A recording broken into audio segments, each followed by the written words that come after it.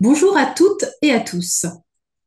Avec ce cinquième épisode sur la varicose pelvienne, nous arrivons déjà à la moitié de notre série. Le docteur Philippe Lemal va développer aujourd'hui l'exploration ultrasonore de cette pathologie avec l'étude des varices latéraux-utérines. Hello everyone. We reach the middle of our series with this fifth episode on pelvic varicose. Dr. Philippe Lemal will develop today the ultrasound exploration of this pathology with a study of lateral uterine varicose veins. Je vous laisse donc en sa compagnie. À tout à l'heure pour la partie questions-réponses. I leave you with him. We'll see you later for question and answers.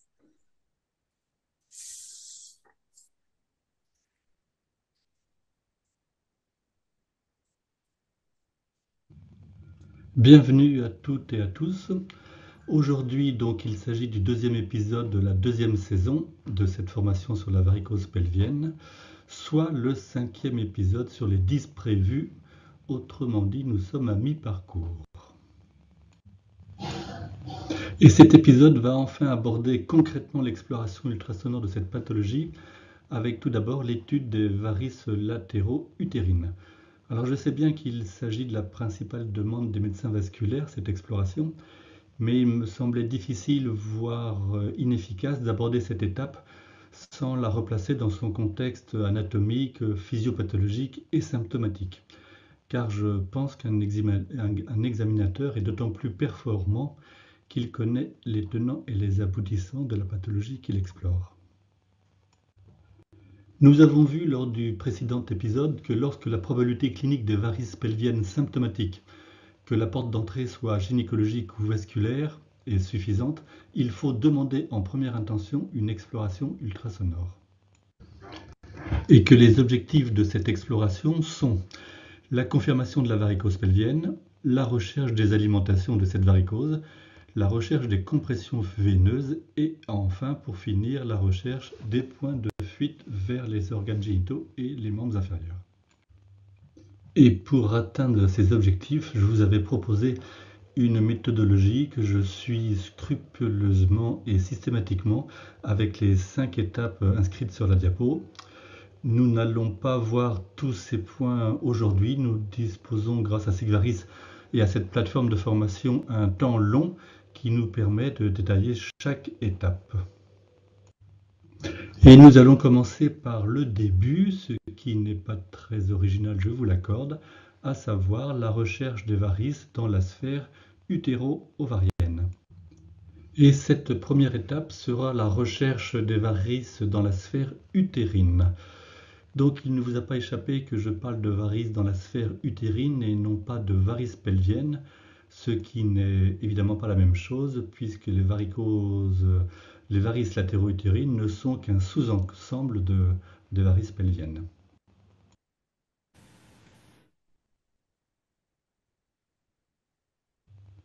Alors, petit intermède sur quelques définitions de l'anatomie pelvienne de la femme, qui n'est pas forcément la tasse de thé du médecin vasculaire. Anatomiquement, le bassin est la partie abdominale inférieure. On distingue le grand et le petit bassin. Le grand bassin est délimité grosso modo en haut par les crêtes iliaques et en bas par les cotyles fémoraux. Et le petit bassin, situé au-dessous, est délimité par le plancher périnéal. Et c'est celui qui nous intéresse, puisque le petit bassin correspond au vrai pelvis, comme le définit Netter. Et ce petit bassin, ou vrai pelvis donc, est délimité sous un autre angle par le coccyx en bas et le promontoire en haut. Autre notion que les médecins vasculaires ont du mal à définir, et en particulier c'était mon cas, il s'agit des notions de version et flexion utérine. Dans la majorité des cas, l'utérus de la femme adulte est antéfléchi et antéversé. Et à quoi cela correspond-il ? Eh bien, la flexion utérine se définit par l'angle formé entre l'axe du corps utérin et du col utérin. Et toutes les définitions et toutes les illustrations qui vont suivre sont issues d'un topo du docteur Abara, référencé en bas, et ces informations sont vraiment très claires. Le sommet de cet angle est nommé le point central de l'utérus et correspond à une zone pivot. L'antéflexion se définit donc par un angle de flexion qui est inférieur à 180 degrés. Et généralement, on retrouve un angle aux alentours de 100 à 120 degrés. Lorsque cet angle est inférieur à 90 degrés, on parle d'hyperflexion utérine. La position qui correspond à un angle de 180 degrés est dite intermédiaire. Et en toute logique, lorsque cet angle est supérieur à 180 degrés ou ouvert en arrière, vers le coccyx, il s'agit donc d'une rétroflexion utérine. Maintenant, la version utérine, elle est définie en fonction de l'angle que forme le corps utérin, non plus avec l'axe du col, comme pour la flexion, mais avec la ligne ombilico-coccygienne, autrement appelée l'axe de l'excavation pelvienne. Et le point central de l'utérus, évoqué sur les diapos précédentes, se situe donc sur cette ligne. L'antéversion correspond à un angle de version situé en avant de la ligne ombilico-coccygienne. Et logiquement, la rétroversion correspond donc à un angle situé en arrière de cette ligne. Alors, pourquoi ces notions devraient intéresser le médecin vasculaire? Et tout simplement parce que ces modifications de positionnement de l'utérus complique l'analyse du sens des flux veineux utérins par rapport à la sonde. Et maintenant, revenons à la première étape de notre exploration qui consiste à rechercher des varices dans la sphère utérine. Pour cela, 3 voies d'examen sont possibles. La voie abdominale, la voie périnéale et la voie endovaginale. Et je commence toujours l'examen par la voie abdominale. Cette voie abdominale est archi connue. Patiente en décubitus, en sous-vêtements, sonde abdominale habituellement utilisée pour l'aorte par exemple, placée en sus pubien, et vessie pleine pour améliorer la fenêtre acoustique. Les structures rencontrées par le faisceau ultrasonore seront bien sûr en fonction de la coupe et de l'inclinaison de la sonde, mais aussi, comme nous l'avons vu, de la flexion et de la version utérine. Sur une coupe transversale relativement horizontale, la première structure rencontrée sera la vessie et derrière, la partie de l'utérus qui correspond au col et à l'isthme. Sur la même coupe transversale, mais en dirigeant la sonde vers le haut, vous passez au-dessus de la vessie qui n'apparaît plus sur la coupe et la première structure rencontrée est donc le corps utérin et en passant on peut voir ici des varices latéraux-utérines gauches. Et si vous positionnez la sonde non plus en sus pubien mais à la face latérale gauche par exemple de l'abdomen, vous visualisez en coupe longitudinale la vessie à gauche et le corps utérin à droite. Et en pratique, voici comment se présentent les varices latéraux-utérines et paramétriales. Le paramètre étant l'espace cellulo-graisseux sous-péritonéal qui prolonge le ligament large vers le bas. Eh bien, ces varices se présentent ainsi, à savoir des veines dilatées, contournées, situées le long de l'utérus, soit unilatérales, comme ici, et le plus souvent à gauche dans ce cas. Et parfois elles sont bilatérales et souvent dans ce cas-là, elles communiquent entre elles par les veines arquées. Autre image échographique montrant des veines latéraux-utérines gauche dilatées. Mais arrêtons-nous sur une notion très importante. Il faut bien comprendre que toutes les veines dilatées ne sont pas incontinentes. L'exemple typique dans la varicose pelvienne est une veine ovarique droite dilatée mais continente. Et si elle se dilate, c'est pour assurer précisément sa fonction de drainage d'une varicose latéro-utérine gauche par exemple, qui nécessite donc qu'elle augmente son débit en augmentant entre autres son calibre. D'où la nécessité de mettre en évidence les reflux en mode Doppler. Alors ces reflux sont parfois visibles spontanément avec la respiration et à condition de baisser au maximum les vitesses et les filtres. Mais parfois il faut les provoquer, ces reflux, et pour ce faire, il est alors possible d'augmenter la pression veineuse abdominale en appuyant doucement sur la partie haute de l'abdomen. Par voie abdominale, la manœuvre de Valsalva est difficile à utiliser car de facto la paroi abdominale va bouger, ce qui génère des artefacts colorés. Vous êtes sûr qu'il existe un reflux lorsque vous visualisez une inversion de flux, car vous l'avez compris, le flux veineux utérin par rapport à la sonde peut varier en fonction de la version et de la flexion utérine. Cependant, nous avons vu que l'utérus adulte est le plus souvent antéversé et antéfléchi, et dans ce cas, le reflux latéro-utérin se traduit par un fluide qui fuit la sonde, donc qui est coloré en bleu.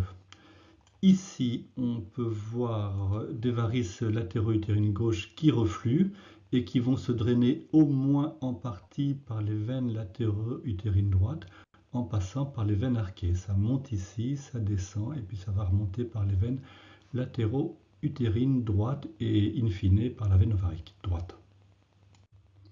Une autre image échographique pour illustrer des varices latéro-utérines et paramétriales dilatées et bilatérales. Et vous voyez que la traduction échographique des varices est assez univoque. C'est des tuyaux anéchogènes dilatés, contournés. Mais il faut bien admettre ici que les conditions d'examen étaient formidables, parfaites. Et en passant, on voit ici un dispositif intra-utérin. Autre exemple pour illustrer la visualisation des varices latéraux-utérines par voie abdominale. Ici, c'est la forme topographique donc la plus fréquente, à savoir des varices latéraux-utérines gauches. Donc là, il s'agit probablement d'un utérus antéversé, antéfléchi, parce que comme nous l'avons vu, le flux fuit la sonde à la partie gauche de l'utérus. Donc ce reflux est alimenté a priori, mais il faudra le confirmer, par un reflux de la veine ovarique homolatérale gauche, donc, et qui se draine donc en partie au moins par les veines utérines, latéro-utérines droites, donc, et via les veines arquées toujours, donc ça descend ici, puis ça remonte de l'autre côté. Et ce drainage spontané des varices, donc la forme typique varice latéro-utérine gauche qui se draine via le réseau latéro-utérin droit, explique pourquoi ces varices peuvent être, et le sont le plus souvent, asymptomatiques à l'étage pelvien, car ce drainage de qualité fait que il n'y a pas d'hyperpression veineuse abdominale et donc pas de symptômes à l'étage pelvien. Autre exemple pour illustrer sur une vidéo des reflux spontanés latéraux utérins droite et gauche, reflux donc qui sont spontanés avec la respiration et qui sont aggravés lors des manœuvres de compression abdominale.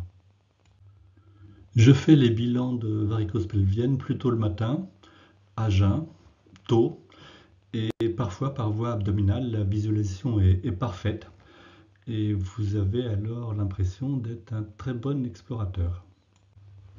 Et parfois, toujours le matin, toujours à jeun, vous avez ces images. Autrement dit, vous ne voyez rien et vous vous dites que la journée commence mal. Et c'est là qu'intervient donc la deuxième voie possible, la voie périnéale. Alors cette voie a été remise en avant par Claude Franceschi dans sa description des points de fuite, mais nous l'utilisions déjà même au temps de la sonde Doppler crayon chez l'homme lorsqu'on nous demandait d'explorer les flux de la pudendale médiale, appelée à l'époque l'artère honteuse interne. La patiente est donc toujours en décubitus dorsal, en position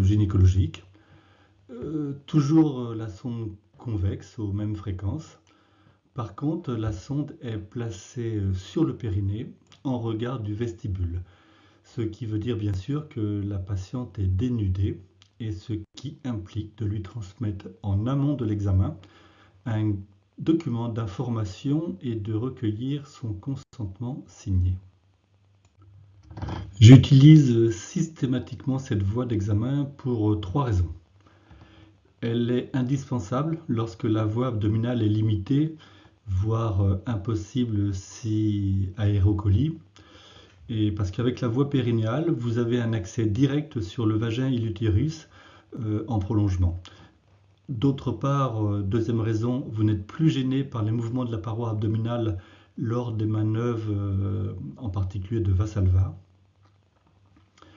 Et troisième raison, je pense que c'est la meilleure voie pour étudier l'orifice superficiel du canal d'Alcock et donc le point de fuite périnéal. Mais ce troisième point sera traité lors d'un prochain épisode. L'image échographique va varier en fonction de l'inclinaison de la sonde. Si celle-ci est dirigée donc en avant, les structures visualisées d'avant en arrière sont le tissu sous-cutané, le vagin plus ou moins donc la zone du col utérin, et en arrière vous allez voir la vessie, alors que cette vessie était la première structure rencontrée lorsque vous étiez en voie abdominale horizontale. Donc ici le tissu sous-cutané périnéal, le vagin, la vessie.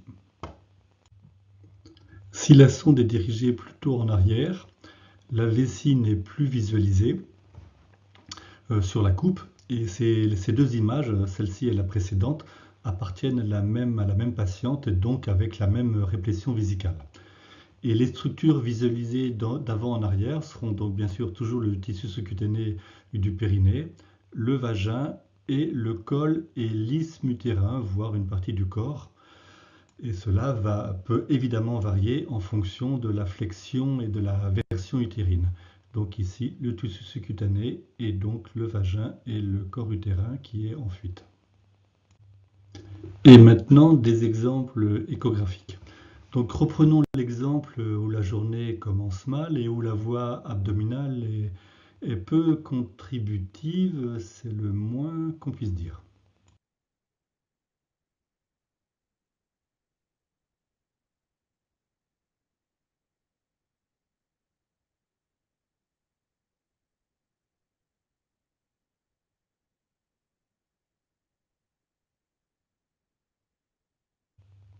Sur ces images, on retrouve l'image typique de la voie périnéale avec en avant la structure vagino-utérine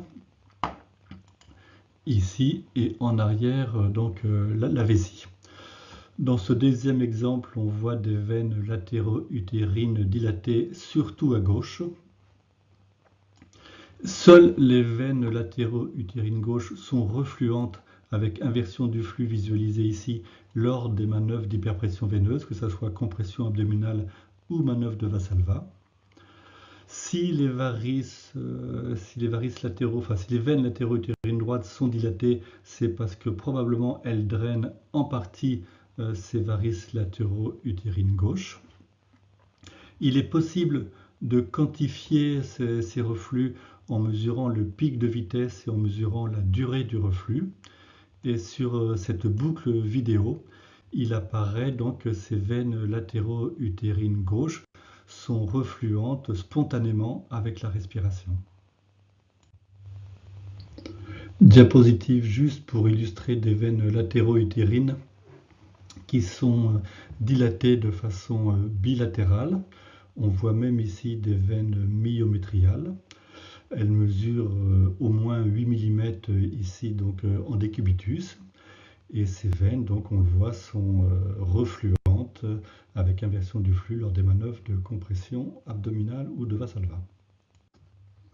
S'il est vrai que les varices latéro-utérines gauches sont de loin les plus fréquentes, il ne faut pas perdre à l'esprit malgré tout que, comme dans cet exemple, ces varices latéro-utérines peuvent être uniquement situées à droite, avec ici un reflux provoqué lors de la manœuvre de Vassalva qui va bientôt apparaître.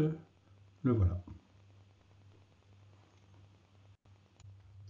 Nous avons vu qu'en général, l'utérus adulte est antéversé et antéfléchi, et que dans ce cas, par voie abdominale, le reflux en général fuit la sonde. Et bien, par voie périnéale, c'est l'inverse. Le reflux s'exprime le plus souvent par un flux qui se dirige vers la sonde, qui est coté en rouge donc, mais cela peut évidemment potentiellement varier en présence, par exemple, d'un utérus rétroversé, rétrofléchi. Donc, le plus important est la visualisation de l'inversion du flux. Et maintenant, la troisième voie possible, la voie endovaginale, que je n'utilise jamais. Et je vais vous expliquer pourquoi. La seule vraie question est de savoir si la voie endovaginale est utile pour le bilan veineux pelvien. Autrement dit, permet-elle des diagnostics que les voies abdominales et périnales ne permettent pas? Parce que quel est le but de l'exploration échodoppler dans un contexte de varice pelvienne? On demande cette exploration parce que la probabilité clinique de varicose pelvienne est suffisamment élevée pour que le gynéco ou le médecin vasculaire se pose la question de savoir s'il faut la prendre en charge. Donc l'exploration échodoppler devra répondre aux questions suivantes, pour reprendre une diapo que nous avons déjà vue lors des épisodes précédents, à savoir la confirmation de la présence des varices pelviennes et si possible leur quantification en termes de calibre et de reflux. Rechercher les reflux veineux, éliminer une compression veineuse et enfin rechercher les points de fuite. Premier objectif donc, la visualisation des varices dans la sphère utéro-ovarienne. Et il est vrai que la voie endovaginale apporte une meilleure définition des varices latéro-utérines. Pour autant, une imagerie qui date d'il y a une vingtaine d'années, sur cette imagerie, on retrouve les informations, à savoir les varices latéro-utérines gauche qui se drainent par les veines arquées, image que l'on retrouve ici sur la voie endovaginale. Donc cette imagerie a beau avoir 20 ans, les informations étaient malgré tout présentes, moins bien définies, mais présentes. Et puis nos machines ont fait d'énormes progrès. Et nous avons démontré, je pense, que lorsque les conditions d'examen sont bonnes, la voie abdominale apportait quand même une très bonne définition de ces varicoses latéro-utérines. Et lorsque les conditions ne sont pas bonnes par voie abdominale, il reste la voie périnéale qui permet de répondre à la seule interrogation qui vaille, à savoir la présence de veines latéro-utérines dilatées et refluentes.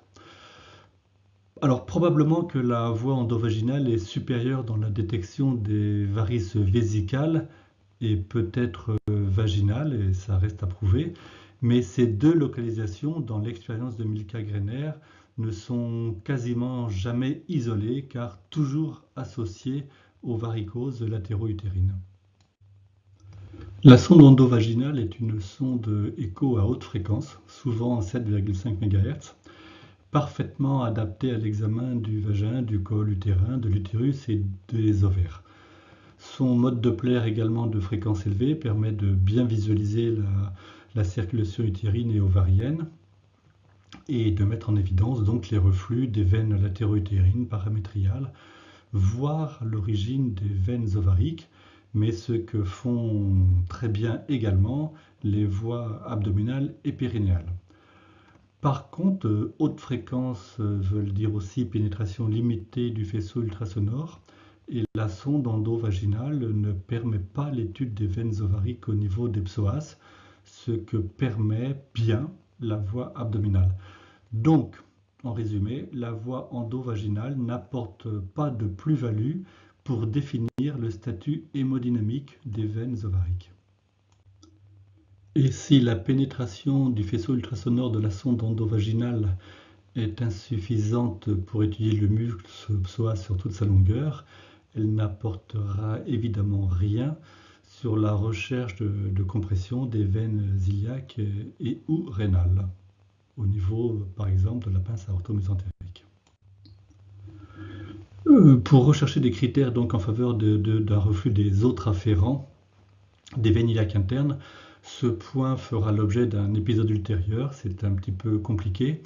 Il est difficile de s'y attarder maintenant, mais dans mon expérience, là encore, pas de plus-value apportée par la voie endovaginale.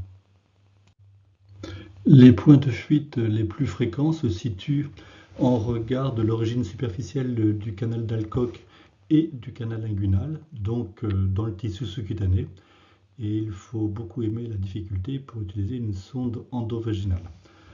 Par contre, j'utilise, comme je vous l'ai dit, systématiquement pour explorer ces points de fuite superficiels, la voie périnéale. Et pour revenir à la question initiale de savoir si la voie endovaginale est utile dans le bilan veineux pelvien, vous aurez compris que ma réponse est non dans ma pratique. Et je parle bien du bilan des varices pelviennes, pas de toute autre pathologie lésionnelle pelvienne, où pour le coup cette voie me semble indispensable, mais nous sortons là largement de mon domaine de compétence. Et si parfois la définition des varices latéraux-utérines est meilleure par voie endovaginale, cette plus-value, dans ma pratique en tous les cas, ne change pas la prise en charge de la varicose pelvienne. Et tant que je n'aurai pas la preuve du contraire, je ne vois pas pourquoi j'imposerais cette voie à toutes mes patientes alors que la voie périnéale me semble déjà suffisamment intrusive. Et ainsi se termine ce 5e épisode. Je vous remercie de votre attention, je vous trouve très courageux. Nous continuerons lors du prochain épisode notre approche ultrasonore avec le bilan des varices ovariques et peut-être de la compression de la veine rénale gauche en fonction du temps. En attendant, je vous dis au revoir et à très bientôt pour les questions en live. Merci beaucoup.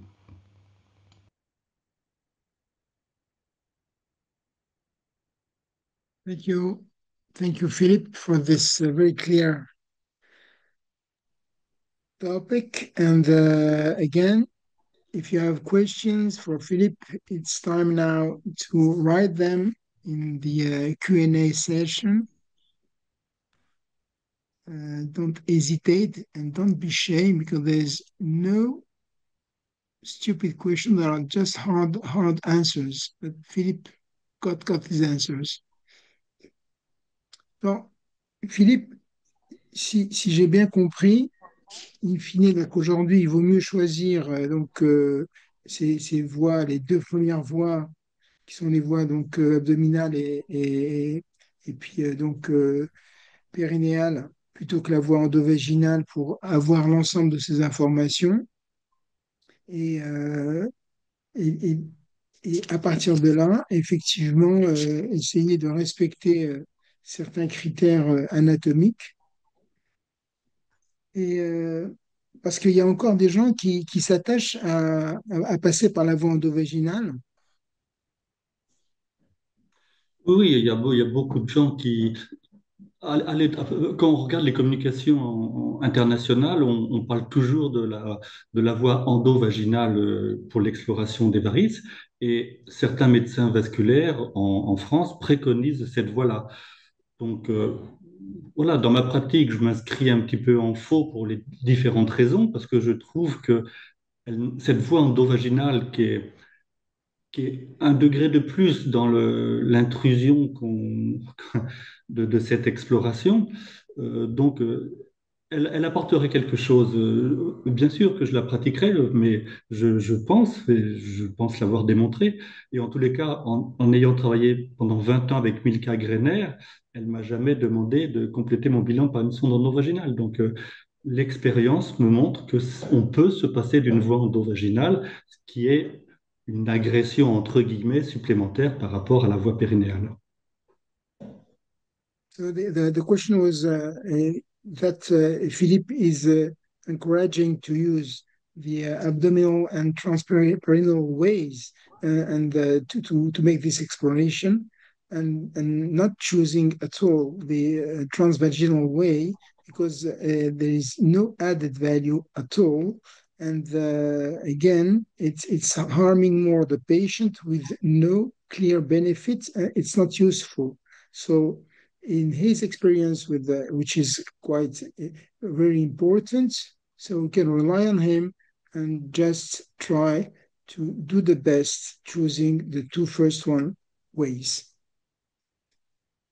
Alors, je vais voir si j'ai des questions en Q&A. J'ai pas de questions.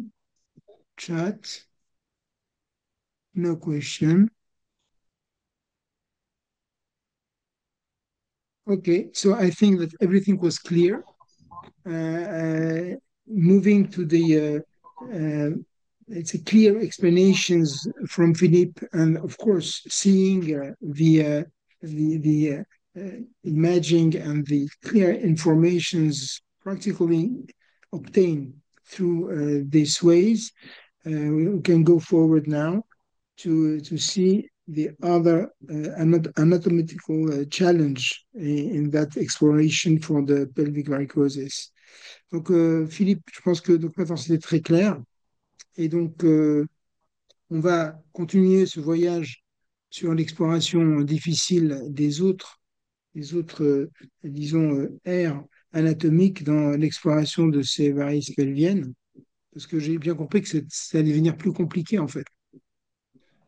Non, non, ça ne va pas devenir plus compliqué. Ce qui est compliqué pour le médecin vasculaire, c'est de s'approprier les compétences qu'on n'a pas historiquement sur le plan donc, anatomique. Et puis sur cette voie périnéale, on n'a pas accès à cette voie-là habituellement. Et donc voilà, il faut passer ce cap. Et puis non, le reste, c'est pas plus compliqué. Les points de fuite, en fait, quand on sait les chercher, on va voir tout plus tard, c'est très facile. La veine ovarique, on rejoint plus les explorations vasculaires classiques au niveau de l'abdomen. Donc tout ça, c'est parce que c'est des structures anatomiques dont on n'a pas l'habitude d'examiner et qu'il faut donc se lancer et puis au début galérer et puis acquérir une compétence au fil des examens.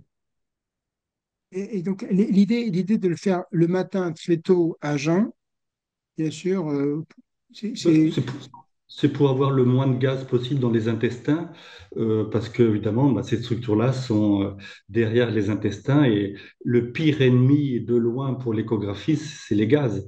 Et puis, alors que des fois, il y a des gens qui sont un peu ronds, on se dit ça va être difficile, mais en fait, la graisse, c'est de l'eau, donc ça transmet bien les ultrasons. Et inversement, on voit des patientes toutes fines, on se dit ça va être facile, et puis en fait, il y a un côlon irritable ou un peu feignant et c'est bourré de gaz et la voie abdominale n'apporte rien. okay, so this exploration must be done early in the morning after with the fasting patients because it's mandatory to avoid the aerocoli, which is, of course, an enemy regarding this explanation. Donc, thank you, Philippe, for all these very practical aspects, and hopefully we're going to go forward with you and to try to understand more and more, and to be convinced that we can take in charge optimally this problem in all the patients. Voilà, donc see you next time. I think Delphine, you're going to give us the logistical informations. Oui, en effet. Donc, une fois de plus, merci beaucoup, messieurs, pour vos explications et tous ces éclaircissements. Et donc, on se donne rendez-vous pour le 6e épisode qui aura lieu donc le jeudi 19 juin, toujours à 13 heures. Au revoir. Once again, thank you for your explanation and clarifications. We give ourselves a date for the 6th episode on Thursday, June 19, always at 1 p.m. Goodbye. Merci, au revoir.